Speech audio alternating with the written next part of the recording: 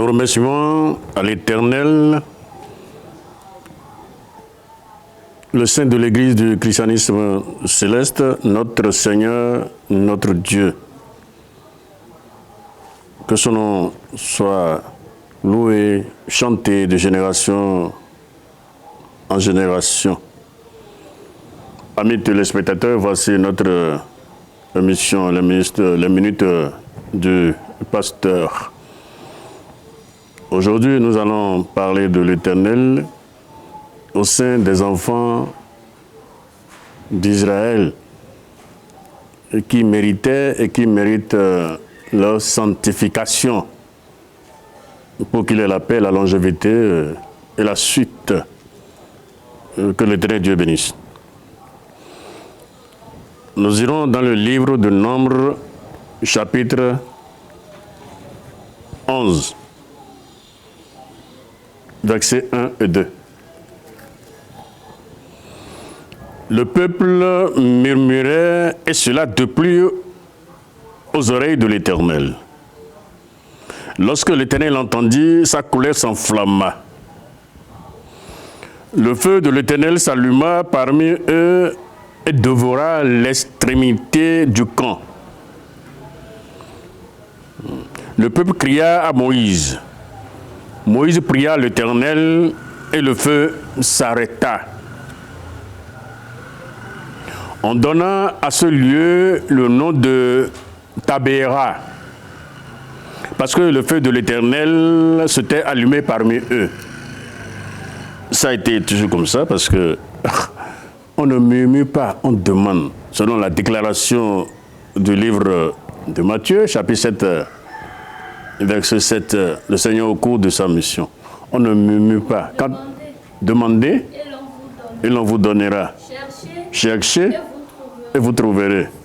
Frappez, oui. Car quiconque demande reçoit. Quiconque demande reçoit. Celui qui cherche trouve. Et l'on l'ouvre à celui qui frappe. Donc on ne murmure pas. Quand on murmure, ça devient quoi? De la malpolitesse. Ce n'est plus poli. On ne chuchote pas, on ne murmure pas. Voilà, le feu s'est allumé, ça a détruit l'extrémité du camp. Vous voyez ça, non? Le camp qui est un camp saint. Vous voyez? Le feu s'est allumé, le feu de sa colère s'est allumé, et ils ont pris la fuite.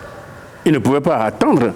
Donc l'Éternel doit être sanctifié au milieu de nous, surtout au milieu des enfants d'Israël, et au milieu de nous. Si nous sortons de là, le verset 10. Moïse entendit le peuple qui pleurait. Bon, chacun dans sa tente commence par pleurer en disant que toujours la manne, on a besoin de la viande. Et c'est comme ça on demande. Allez-y. Chacun dans sa famille et à l'entrée de sa tente. La colère de l'Éternel s'enflamma fortement. La colère de l'Éternel s'enflamma pour une deuxième fois fortement. Moïse fut attristé et Il dit à l'Éternel, pourquoi affliges-tu ton serviteur et pourquoi n'ai-je pas trouvé grâce à tes yeux que tu aies mis sur moi la charge de tout ce peuple? oui. Est-ce moi qui ai conçu ce peuple? Est-ce moi qui l'ai conçu? Ils ont aidé Moïse à mal parler. Ils ont aidé Moïse à trébucher, à dire ce qu'il ne pensait pas. Donc c'est l'homme toujours qui aide son prochain à pécher. Vous avez vu? Moïse commence par mal parler à l'Éternel. Le verset 14-15.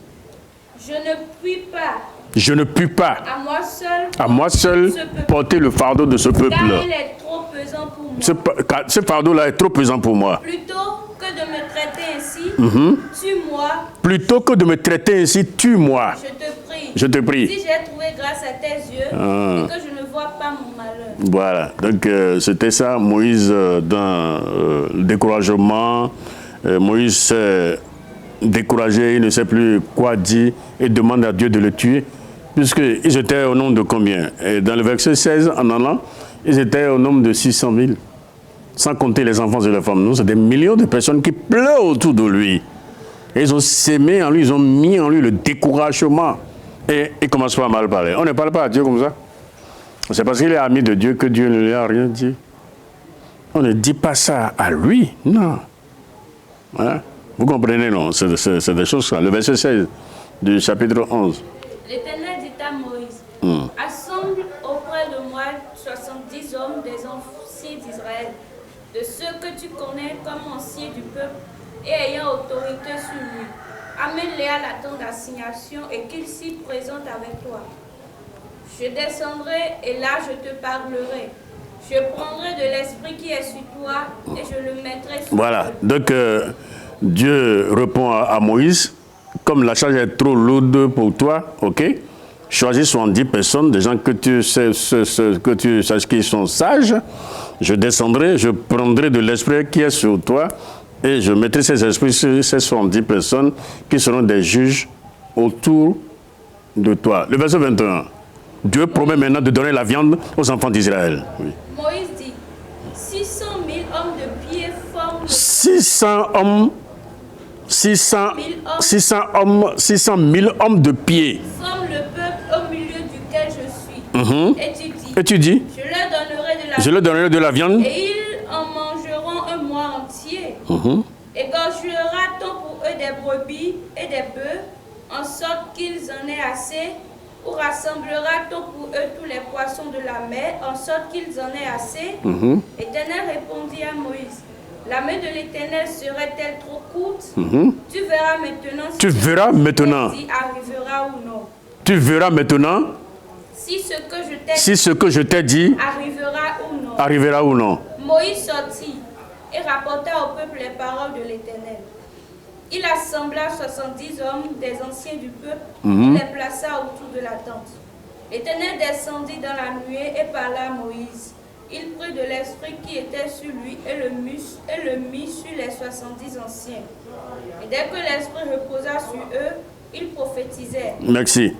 Voilà, donc Dieu a choisi 70 personnes pour aider Moïse dans le camp, ainsi de suite, pour qu'il ne soit pas seul, ce qui ne devait pas être, parce que c'est lui le choix. Et comme il a ouvert la bouche, on l'a poussé à le faire et est obligé de parler. Et quand il a parlé, l'Éternel Dieu a écouté et il a accompli ce qui vient de sortir de la bouche de Moïse. Je ne puis pas, moi seul, conduire ce peuple. C'était ça, alors qu'il avait les moyens, il avait les qualités, la connaissance, l'intelligence, l'esprit de discernement pour rendre le jugement, ainsi de suite, il avait tout. Donc Dieu est obligé de prendre de l'esprit qui est sur lui et de partager, de mettre sur 70 personnes pour qu'on puisse l'aider dans l'œuvre qui lui a été confiée dans le désert. Alors, maintenant, le verset 31. L'Éternel fit souffler de la mer un vent qui amena des cailles et les répandit sur le camp. Pour répondre à Moïse qui disait que si on tuait tous les troupeaux de toute la terre, ces hommes-là ne seront pas satisfaits. Alors, l'Éternel fait quoi? Il a fait quoi? L'Éternel Il fit souffler de la mer un vent impétueux qui amena des cailles de l'Orient et de l'Occident et qui remplit le camp des enfants d'Israël. Environ une journée de chemin d'un côté et environ une journée de chemin de l'autre côté autour du camp. Il y en avait près de 2 coudées au-dessus de la surface de la terre. Pendant tout ce jour et toute la nuit, et pendant toute la journée du lendemain, le peuple se leva et ramassa les cailles. Celui qui en avait ramassé le moins en avait dit au maire. Merci. Maintenant, la viande est venue. Ils ont mal demandé. Mais finalement, l'Éternel Dieu l'a accompli. Mais attention, il est comme ça. C'est pour cela que quand nous prêchons, les gens pensent toujours que on prêche ce que nous avons, ce que nous avons dans le cœur, alors que ce n'est pas ça.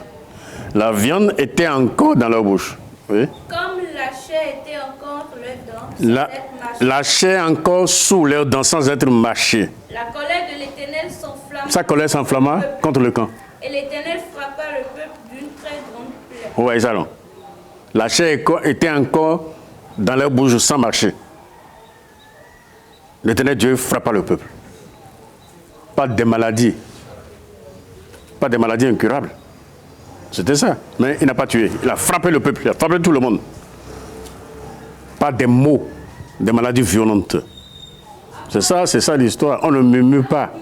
On demande. Si vous avez des problèmes, tournez-vous vers... Ils n'avaient pas satisfait leur désir. Ils avaient encore leur nourriture dans la bouche. Ils avaient encore leur nourriture dans la bouche. Lorsque la colère de l'Éternel s'éleva contre eux, il frappa de mort les plus vigoureux. Il abattit les jeunes hommes d'Israël. Ah, dévosez rien. Ça, c'est encore truc ça. Voilà, donc c'est pesant. Il frappe les plus vigoureux, ainsi de suite. Et détruisait une partie des enfants d'Israël, et parce qu'ils l'ont suscité. C'est quel verset ça? Ah, Somme 78, oui. C'est David qui parlait là. Voilà, donc c'est ça. Donc qu'est-ce qu'il faut faire? On demande. Il faut toujours demander, mais on ne murmure pas. Si tu murmures, tu auras des problèmes. Après avoir traversé la mer Rouge, les enfants d'Israël ont marché 3 jours dans le désert, chaud, sans trouver de la nourriture ni de l'eau. C'est ce qu'ils ont fait. Et qu'est-ce qu'ils ont fait? Ils ont commencé par murmurer. L'Éternel dit à Moïse de couper un bâton, de couper un bois et de le jeter dans la source. Parce que la source qu'ils ont rencontrée le 3e jour, les eaux de cette source étaient amères. Ils ne pouvaient pas du tout avaler. Moïse prenant le bâton dont a parlé l'Éternel et il le jeta dans la source. Et ce bâton a purifié la source. Et les eaux de la source sont devenues des eaux douces. L'eau était encore dans leur bouche quand l'Éternel s'est révélé à Moïse et s'est révélé à ce peuple. Qu'on ne murmure pas sur lui, il n'est pas Dieu fait des mains d'homme. Il n'est pas parmi des dieux, mais lui, il est le Dieu créateur du ciel et de la terre. Il fallait voir ses œuvres. La même musicienne qui se lève tous les jours, qui se rappelle son souffle, et ainsi de suite, et personne ne maîtrise. Pourquoi les vagues se lèvent-ils? Et pourquoi a-t-il la marée haute? Et pourquoi la marée encore bas? Ça, ainsi de suite. Bon, donc c'est des choses comme ça. Nous sortons de cette histoire de murmure. Nous allons maintenant vers ceux qui mettent leurs épaules en rébellion devant le Seigneur de toute la terre. Nombre chapitre 16. À partir du verset 4. Quand Moïse eut entendu cela, il tomba sur son visage. Il parla à Corée et à toute sa troupe en disant: Demain, l'Éternel fera connaître qui est à lui et qui est saint, et il le fera approcher de lui. Il fera approcher de lui celui qu'il choisira. Faites ceci, prenez des brasiers, Corée et toute sa troupe. Oui. Demain, mettez-y du feu et posez-y du parfum devant l'Éternel. Voilà encore une autre histoire, toujours dans le livre de Nombre, comment ils s'appellent, Dathan et qui? Dathan, Corée et Abiriam. Eux, ils se sont rassemblés pour dire à Moïse que c'en est assez. Pourquoi tu t'es fait chef sur nous? Hein? Tu comprends? Nous sommes tous élus de Dieu. On ne peut pas te laisser gérer le peuple comme ça. Ils ont choisi 250 personnes pour eux. Et ils étaient devant Moïse. Moïse s'est abaissé devant l'Éternel, s'est allongé devant l'Éternel pour raconter cette histoire. Dans le verset 12, Moïse envoya appeler Dathan, Abiram et Corée. Il dit: nous ne montons pas, toi tu es qui? Le verset 12. Moïse envoya appeler Dathan et Abiram, fils d'Eliab. Mais il dit, nous ne monterons pas. N'est-ce pas assez que tu nous aies fait sortir d'un pays où le lait et le miel, pour nous faire mourir au désert, sans que tu continues à dominer sur nous? Et ce n'est pas dans un pays où coule le lait, le miel que voilà, donc il y a eu de division dans le désert après la sortie de l'Égypte, alors que l'Éternel Dieu était présent, et il a fait des miracles. Pourquoi pas des miracles? Un miracle devant les enfants d'Israël. Pour le temps, ils n'ont pas compris. Maintenant, c'est la chefferie qui va commencer. Comme vous le voyez dans notre église, là, il y a plus de 800 révérends, pasteurs, je ne sais pas qui ils sont, ainsi de suite. Ça a été la même chose à la sortie de l'Égypte. 3 personnes qui veulent prendre le devant de l'Église alors qu'ils n'ont même pas l'esprit de Dieu. Dieu ne les a pas choisis. Dieu ne les connaît même pas. Dieu ne les entend même pas. Ils ne savent même pas de quoi ils sont formés. C'est des choses comme ça. Et finalement, dans le verset 30 à 33, quelque chose s'est passé. Nombre 16, 30 à 33. Mais si l'Éternel fait une chose inouïe, voici la prière.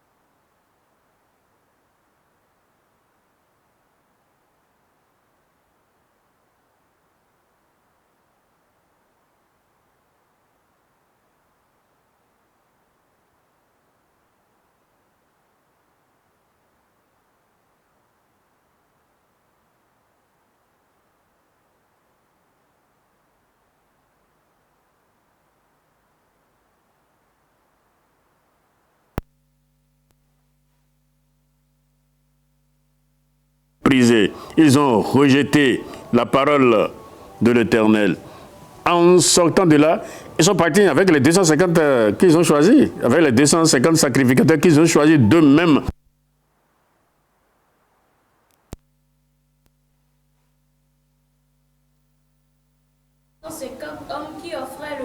Voilà, après avoir les enterrés vivants, un feu sorti de l'Éternel pour consommer, pour détruire, consumer, comment vous appelez, les 250 sacrificateurs qu'ils ont choisis.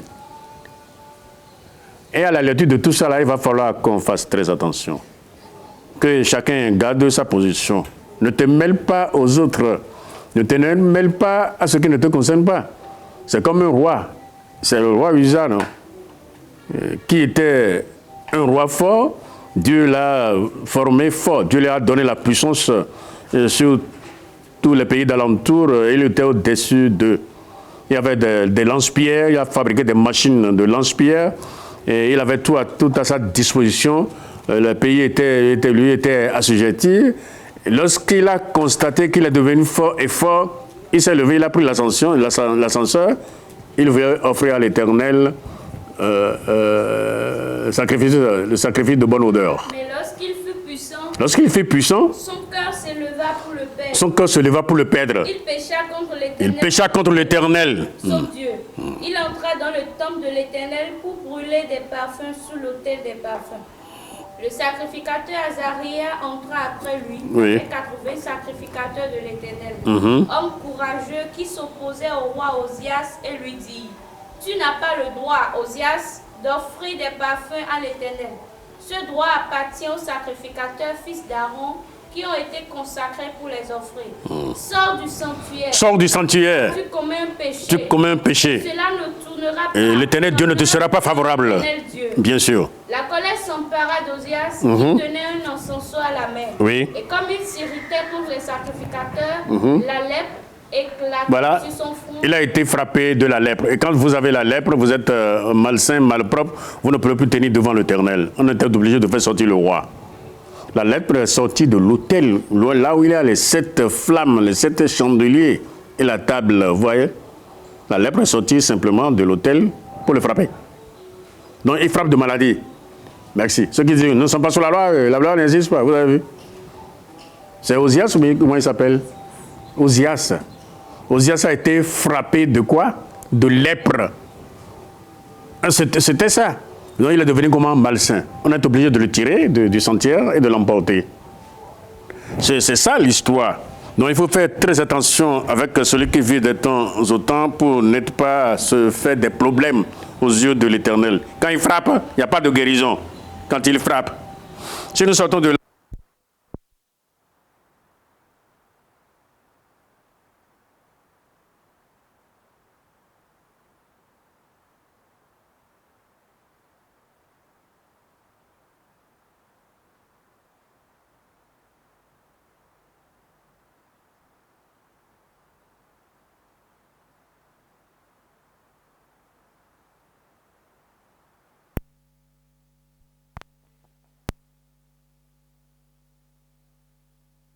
Et comme il tournait les regards vers la tente d'assignation, voici la nuée couvrit et la gloire de l'Éternel apparut. oui. Moïse et Aaron arrivèrent devant la tente d'assignation.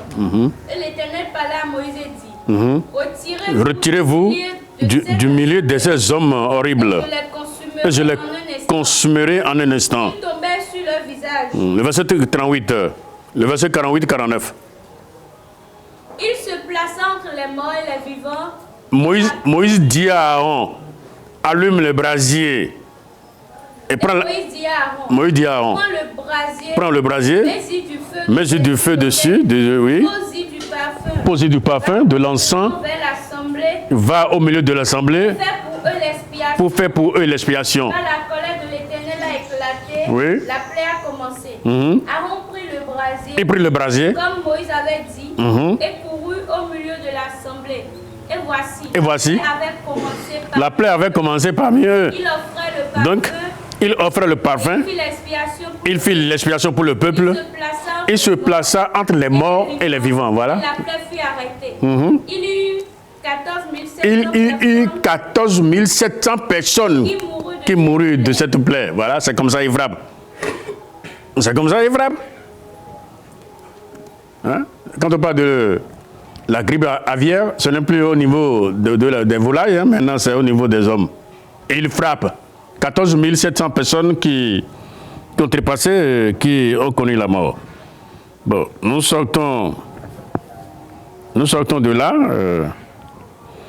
pour aller vers nombre 21, le verset 4, verset 9. Il partit de la montagne de Hor par le chemin de la mer Rouge pour contourner le pays d'Édom. Le peuple s'impatienta en route et parla contre Dieu et contre Moïse. Voilà. Pourquoi nous avez-vous fait monter hors d'Égypte pour que nous mourions dans le désert? Car il n'y a point de pain et il n'y a point d'eau, et notre âme est dégoûtée de cette misérable nourriture. Alors l'Éternel envoya contre le peuple des serpents brûlants. Il mordit le peuple et il mourut beaucoup de gens en Israël. Voilà. Merci. Donc cette fois-ci, c'est les murmures. Ils ont murmuré encore contre l'Éternel. Et l'Éternel envoyant le serpent brûlant. Et ce serpent a commencé par mordre. Vous voyez les enfants d'Israël. Ils moururent dans le désert. Et vous voyez, Moïse a couru vers le Seigneur pour le supplier, mais Dieu lui dit, va faire un serpent brûlant avec de l'airain, et ce serpent sera placé en haut. Si le serpent naturel mord les gens, s'ils regardent le serpent qui est placé en haut, préfabriqué, ils vivront. Et c'est ce que Moïse a fait. C'est pour cela que le Seigneur Jésus-Christ, au cours de sa mission, disait que comme Moïse éleva le serpent dans le désert, ainsi le Fils de l'homme sera élevé et quiconque le verra sera sauvé. C'était ça. Donc quand on pêche contre Dieu, la suite c'est la mort. C'est comme ça. Le Seigneur Jésus-Christ au cours de sa mission, Luc 13, verset 1. En ce même temps, quelques personnes qui se trouvaient là racontaient à Jésus ce qui était arrivé à des Galiléens. Les gens sont venus raconter à Jésus-Christ ce qui était arrivé aux Galiléens. Donc Pilate avait mêlé le sang avec ceux de leur sacrifice. Il leur répondit, croyez-vous que ces Galiléens sont plus grands pécheurs que vous, que tous les autres Galiléens? Souffert de la sorte? Non, je vous le dis. Mais si vous ne vous repentez pas, vous périrez tous de la sorte. Vous voyez, non? Donc ça ne change pas. Même au temps de Jésus, ça n'a pas changé. Hein, les Galiléens dont le sang a été mêlé au sacrifice de leur truc là. Hein, vous voyez là. Il dit si vous ne vous repentez pas, vous périrez de la sorte. Oui, deuxième version. Ou bien ces 18 personnes sur qui est tombée la tour de Siloé et qu'elle a tué. Croyez-vous que ces hommes fussent plus coupables que vous? Non. Non, je vous le dis. Je vous le déclare. Si vous ne vous repentez pas, vous périrez de la sorte. C'est comme ça. Donc ça n'a pas changé. Si ça avait changé, Jésus allait changer de version parce qu'il connaît son papa. Si quelqu'un ne se repente pas, alors on le coupe. Hein? 2 Pierre 2, 4. Écoutez ce que dit Pierre. C'était ça. Car si Dieu n'a pas épargné... Si Dieu n'a